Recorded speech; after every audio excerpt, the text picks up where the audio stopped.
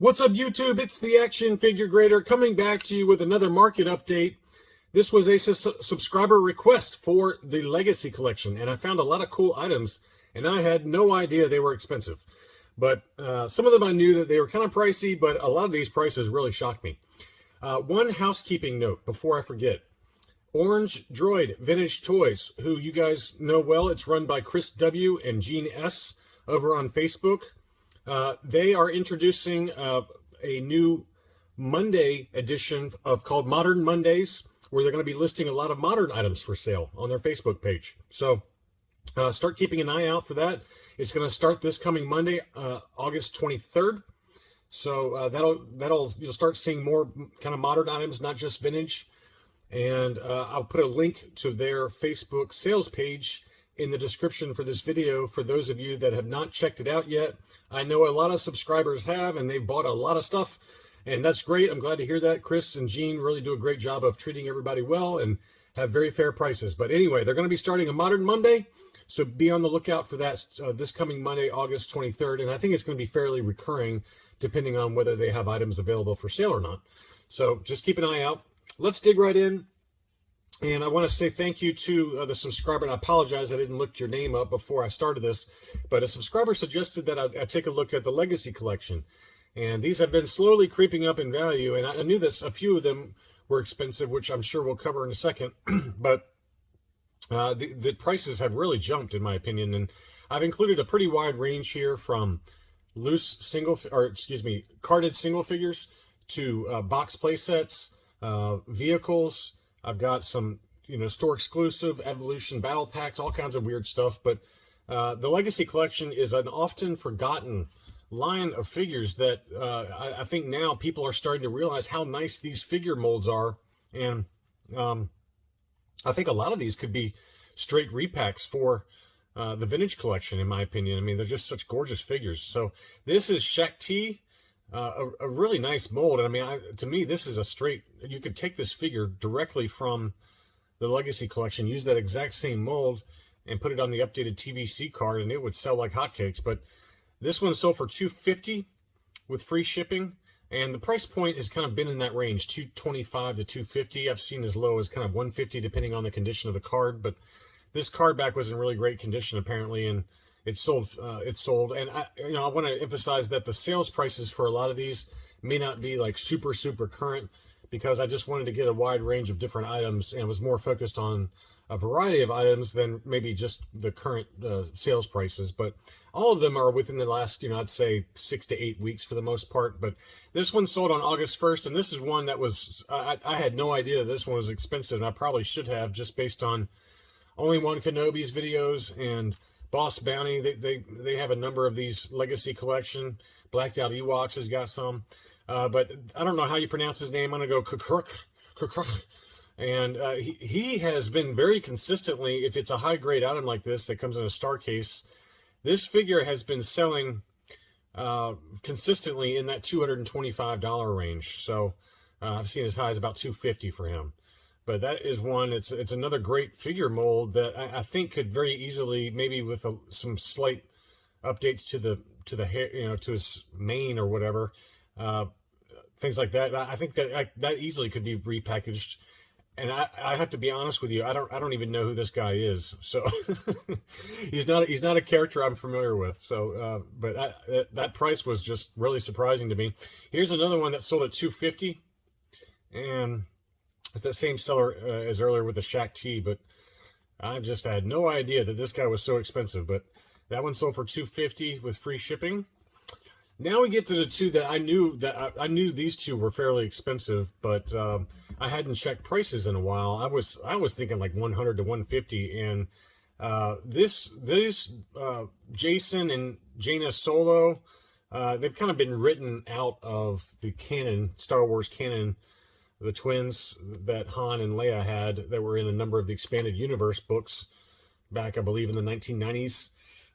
They've basically been written out of canon, but they're pretty popular figures within the community. Obviously, given that we've seen some fan votes for Jaina Solo, and you know, they're nice figures, they're nice molds. I don't know. I think that these are kind of simplified molds. I really like the Black Series figure with kind of the flight outfit for Jaina Solo. But anyway, these prices were a little bit higher than I expected. This was in Canadian dollars, so that's not a great one. But you know, this was Jaina Solo by herself, and that one sold for $225 plus shipping.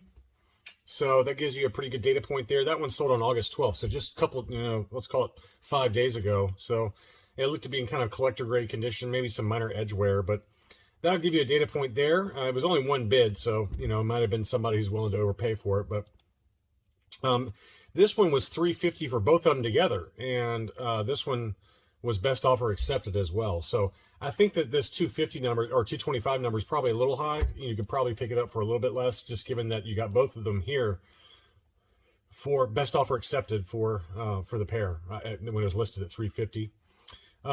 Again, the same seller as earlier. He had Jacen Solo listed as well. It's a nice figure mold, but just kind of crazy looking.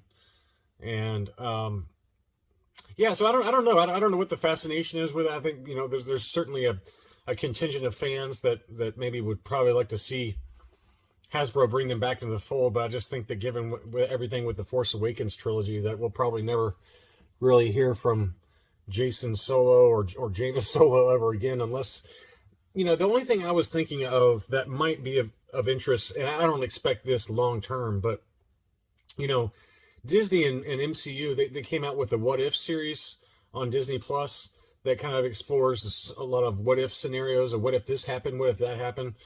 And I think that there's probably potential there for a lot of these expanded universe characters from the 1990s to make a reappearance. I don't know if there's any licensing issues with like the book publishers back then that Disney didn't want to have to deal with. So that's the only way I could maybe see them coming back, is if, you know, we start seeing a what if in the Star Wars universe, like alternate kind of endings, or, you know, Star Wars Infinities, I believe was the 2-pack line in the Dark Horse comics from the 1990s. But my guess is Disney doesn't want to have to deal with like publishing or licensing issues with Dark Horse or things like that. But anyway, just some food for thought. Here was another Jacen Solo BD-59. That one also looked to be in pretty awesome shape.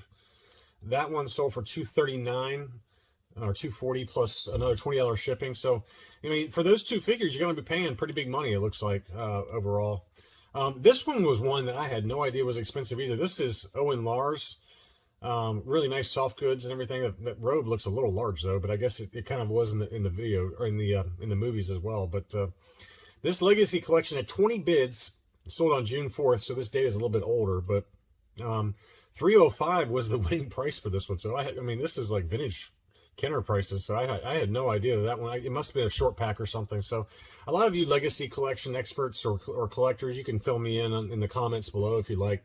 I just got the request to kind of look at prices, so that's what I'm doing. But you're talking to somebody that doesn't know much about the Legacy collection, if anything. I will say this: this is one that I've actually bid on in the past. I really like this one. This one is a Legacy collection kind of multi-pack. This was an entertainment exclusive multi-pack that you could get that had Lord Malaval, which he was also, I think, on a cover of a Dark Horse comic back in the old days, and then a number of different troopers that make up Joker Squad. And I thought that was a really awesome cover in the Dark Horse comics. And so I was thinking about getting that. And this is maybe 3 or 4 months ago. I bid on one like this and I ended up losing. But this one sold for $400, which was a big number in my opinion. And I've seen them. You know, it just depends on the condition of the box. Anytime you get these kind of store exclusives, they can get beat up pretty good. But I've seen them sell kind of low as 250-ish, but 400 was on the upper end for that, for the Joker Squad Entertainment Earth exclusive. The other thing I wanted to point out is that there's a number of these Evolutions packs. There's like a Darth or Sith Lords Evolution pack. There's this one, the Clone Commandos, which I really liked. And this one sold for $210 plus shipping. So if those are of interest to you, they're definitely out there. I've even seen some graded examples that are really awesome to look at. The packaging on these Evolutions packs and kind of like these multi-packs are really nice. I just like the way they look, and present. It's just a really nice combination there, and they've become highly collectible, and they've been like this for a while. These multi-packs, especially the store exclusive, they've kind of been pretty popular for a while, but they just have such great art. I mean, look at the back of this art. I mean, this is awesome. Yeah, so there's some of the others. You got the Clone Commandos, the Imperial Pilot Legacy, Rebel Pilot Legacy, and I know that there's like a Sith one that has like Star Killer and Darth Maul and a few others. So, but these multi-packs have awesome card art, and they present really well because they've got a nice big window to show the figure. So just another collecting idea for those of you out there. There's also these battle packs. There's a number of I mean, I don't want to go through all of them, but I wanted to show you a few examples of these awesome battle packs that are out there. Really nice presentation. I've got like a Clone Wars related one. I think that's a Legacy Collection one. This one right up here, it's got like some, you know, walkers and things like that I had graded a while back, maybe 2 years ago. So I've got one of those, but that's really the extent of my Legacy Collection collecting. But this is a really cool one. This is the Geonosis Assault, and it has like the plug-in for the Rebel gunship, as you can see it right here on the front. It says works with the Rebel gunship, which is very expensive. That could be $500 plus, but it's really cool that they released, you know, 2 clones along with this little bubble that would plug right into the Rebel gunship. But there's a number of these Legacy Collection battle packs that are just present so well with the packaging. And here's the back of it. You can see there. So Battle for Endor, and then there's Rishi Moon Outpost Attack. I mean, there's a bunch of them. But anyway, that one sold for $194.95 with free shipping. So that gives you a data point there. This is one that I had no idea was so expensive. This is the Yavin, or Scramble on Yavin pack. It's got kind of, I mean, a lot of this stuff is like diorama related stuff, but I just, given the price, I would assume that people are going to keep them mint in box. I mean, this one sold for $261 plus shipping.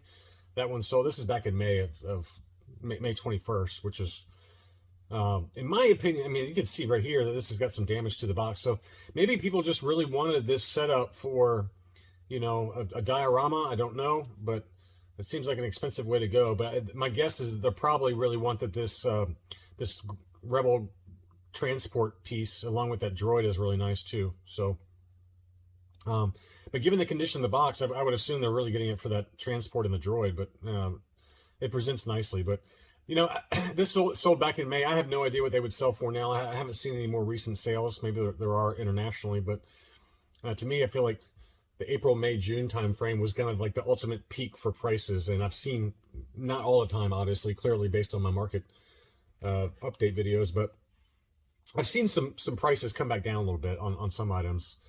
And, you know, maybe that was kind of the peak. Paying $261 for that just seems crazy to me. But this one is consistently selling around this price point. This one sold for $320.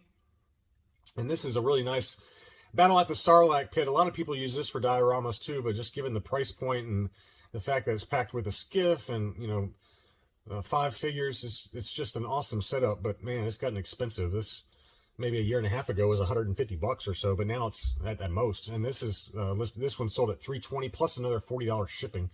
I think you can find it cheaper for that, obviously, or get it loose if you're going to do it for a diorama. But a couple other vehicles I wanted to point out in terms of prices. I mean, those prices on these Legacy Collection vehicles are really gotten expensive, and the boxes are massive. I mean, I just don't think you'll ever see items like this again at retail. They take up so much space on the shelf. Look how big this box is. It just looks awesome. But this is the TIE Interceptor. That one sold for $300 plus another $50 shipping. I mean, you're approaching Kenner vintage prices for a lot of these items, and they do look awesome. I'll say this, you know, like that rover, the multi-wheeled kind of transport, and the Rebel gunship, things like that. I've salivated over them. I would love to have them. It's just a space constraint issue for me. But anyway, this was a Legacy Collection TIE Interceptor. Again, it sold for about $350.